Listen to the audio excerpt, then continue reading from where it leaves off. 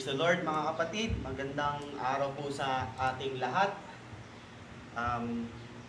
Magandang may ano lang po sa inyong verse na isang verse po sa ating sa Bible sa Colossians 12.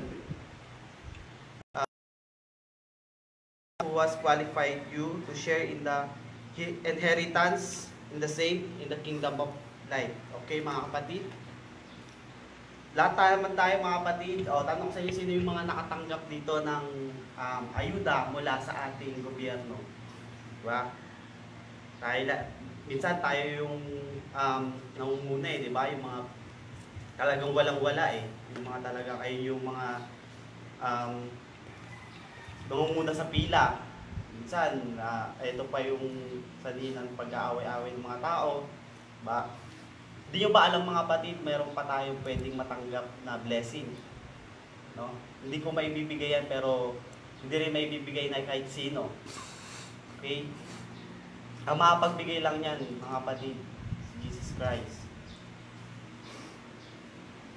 Ito yung mga kapatid blessing na hindi mo na kailangan pumila.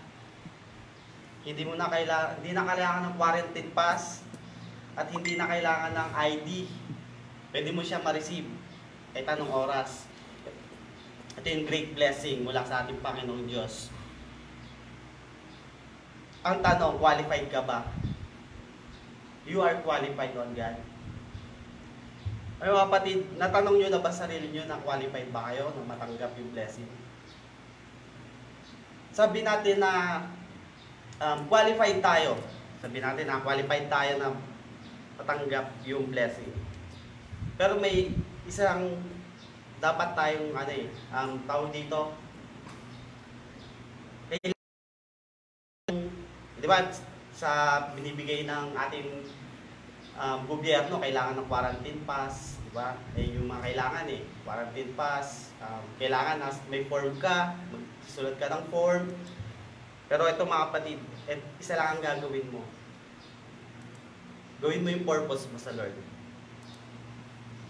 Hindi yung purpose na para sa sarili. Kasi yung purpose natin para sa sarili, sa mga student, makapagtapos ng pag-aaral, diba? Makapagtrabaho na maayos, magagandang kumpanya. Hindi mga kapatid. Ito yung purpose, mga kapatid, ni Jesus Christ para sa atin. Do the vision. Okay? Sa panahon ngayon, di ba, hindi na tayo pwede pumunta sa kanya-kanya rin mga simbahan. Okay? Hindi na kailangan, hindi pa tayo pwede pumunta mag-worship sa ating mga simbahan. Hindi ibig sabihin ng mga kapatid, putol na yung communication natin kay Lord, mga kapatid. Hindi ibig sabihin na mananatili lang tayo sa ating mga bahay. Hindi, mga kapatid.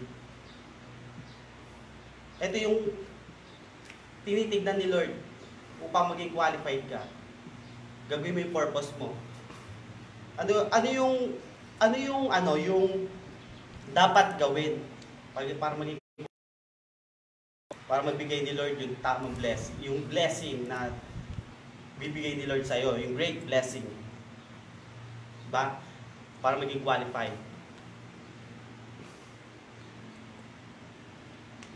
Sabi nga, di ba, na gumawa ng paraan, di ba? Hindi magdahilan.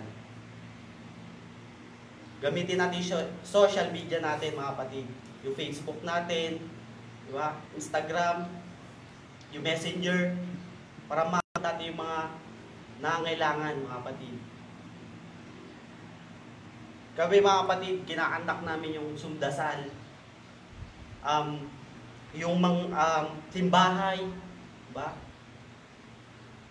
Nakikinig kami ng live streaming ng ating mga pastor, Thursday and Sunday. Ito yung the best time na para na maabot mo sila, mga classmate mo, mga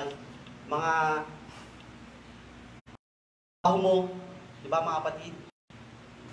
Magkaroon ka ng sincere sa mga nakasalamuha mo, sa pamilya mo, okay? Bago ako magtapos, mga kapatid, bago ako matapos tong live na to, pwede ba ako humiling? Dapat di na ako humihiling, mga kapatid. Dapat daily natin to ginagawa, every morning. After nang manood tayo ng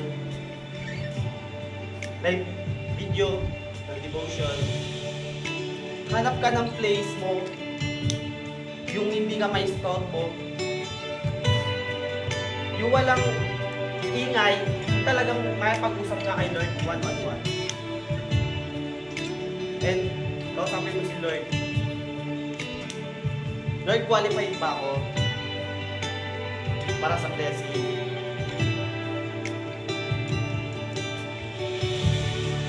And sabihin natin, mga kapatid, ito yung time, mga kapatid. Ito yung time. Nagkapalan natin yung purpose natin sa buhay. Wala naman na tayong ginagawa sa ating bahay. Gamitin natin yung social media natin, mga kapatid. Gamitin natin yung social media natin para makapag-share ng Word of God. Panginoon, thank you, Lord, sa magandang message na binigay po sa amin. Lord, after ng your lives na to, God.